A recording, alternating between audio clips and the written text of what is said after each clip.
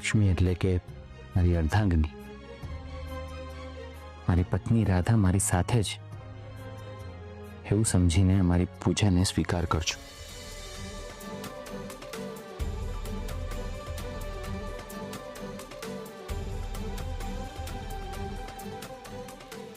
અને મારી રાધા વહેલામાં વહેલી તકે સાજી થઈને પાછી આવે એવી હું તમને સાચા હૃદયથી પ્રાર્થના કરું છું.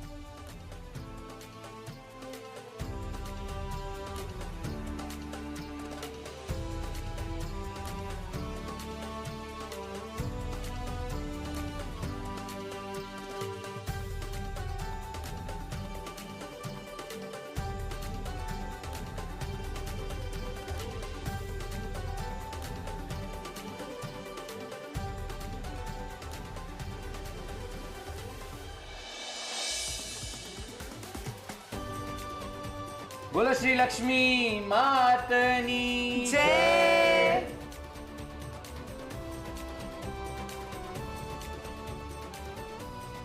પપ્પાજી happy Diwali. Happy Diwali.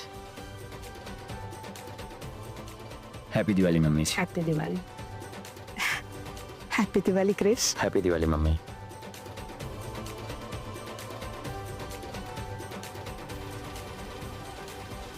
Happy Diwali. Happy Diwali Miju. Happy Diwali. Happy Diwali.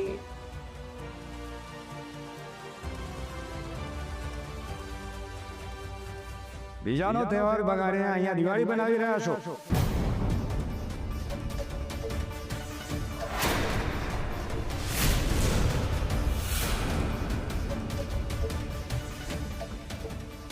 ત્યારે શરમ નથી આવતી?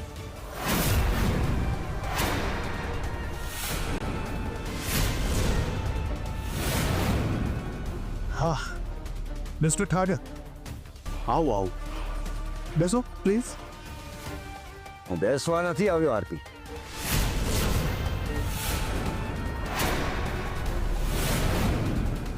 આજે તમારા લીધે મારા મહેમાનોની સામે નીચું જોવાનો વારો આવ્યો છે. હું કંઈ સમજ્યો નહીં મિસ્ટર ઠાકર. મારા ઘરની દિવાળીનો પાર્ટીનો ઓર્ડર અમને આપ્યો હતો, માત્ર ને માત્ર તમારા લીધે. હા આરપી, આજે તમારા લીધે મારું પવિત્ર ઘર અપડાઈ ગયું. અપડાઈ ગયું? હું કંઈ સમજ્યો નહીં. હું તો એ જ પ્રમાણે બધું લઈને આવ્યો હતો જે પ્રમાણે મને તમે મેનુમાં લખાવ્યું હતું. એટલું જુઠ્ઠું બોલે છે આ માણસ.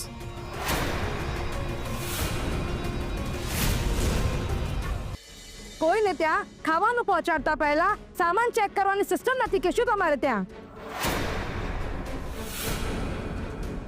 કુલ ડાઉન મિસ્ટર ઠાકર, આપણે બેસીને વાત કરીએ. તમે તો મારી સાથે વાત જ નહીં કરતા મિસ્ટર આરપી.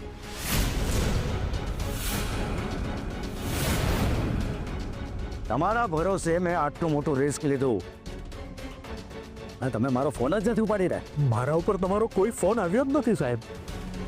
એક મિનિટ. હા જુઓ, કેટલા બધા કોલ્સ મેં કર્યા છે તમને.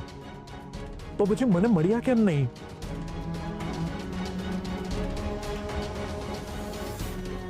ઓ, આટલા બધા મિસ કોલ છે. અરે મારો ફોન સાયલન્ટ પર હતો સાહેબ, એટલે મને ખબર જ નહીં પડી. I am sorry for that sir. જોયું, તમે દિવાળી બનાવવામાં એટલા બધા બિઝી હતા કે મારા ફોન કોલ્સને તમે ઇગ્નોર કર્યો અને ઇમ્પોર્ટન્સ પણ નહીં આપ્યું.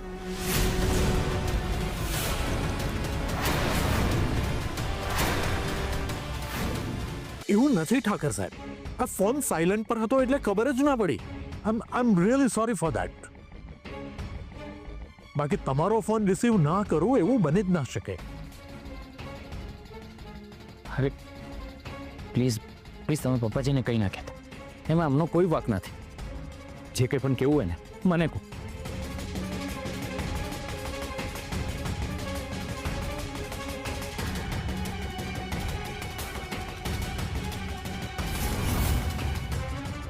એક વાર નહીં 100 વાર કહીશ.